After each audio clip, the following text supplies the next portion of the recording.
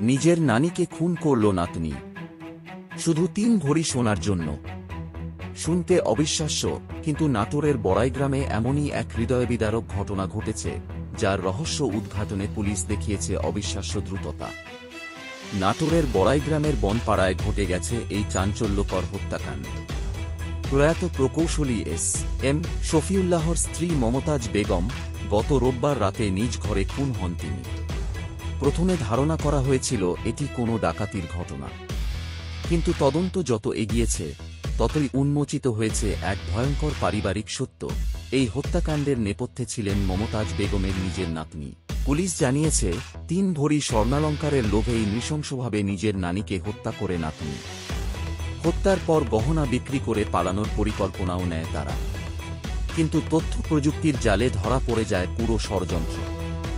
Bonpara police তদন্ত কেন্দ্রের SI Shamim ও SI রাজীবের নেতৃত্বে বুধবার রাতে নাটোরের হরিশপুর বাসস্ট্যান্ড এলাকা থেকে গ্রেপ্তার করা হয় নাতনি ও তার কথিত স্বামী মিনারুলকে। তারা গহনা বিক্রির টাকায় নতুন পোশাক কিনে পালানোর চেষ্টা করছিলেন, ঠিক তখনই পুলিশের জালে ধরা পড়ে যায় দুজনেই। বড়াইগ্রাম থানার ওসি মো. গোলাম সারওয়ার হোসেন জানিয়েছেন, তথ্য প্রযুক্তির সহায়তায় খুব অল্প সময়ের মধ্যেই হত্যাকাণ্ডের রহস্য উন্মোচন সম্ভব হয়েছে। হত্যার মূল আসামি নাতনি ও তার সহযোগী মিনারুলকে আটক করা হয়েছে এবং তাদের বিরুদ্ধে আইনগত ব্যবস্থা প্রক্রিয়াধীন।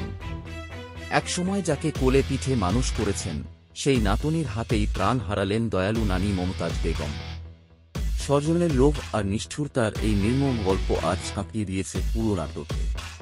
আপনি দেখছিলেন নিউজ বাই সোহাগ। এমন আরও বাস্তব কিন্তু অবিশ্বাস্য খবর পেতে এখনই সাবস্ক্রাইব করুন আর শেয়ার করুন, যাতে সবাই জানে লোভের কাছে মানুষ কতটা অমানবিক হতে পারে।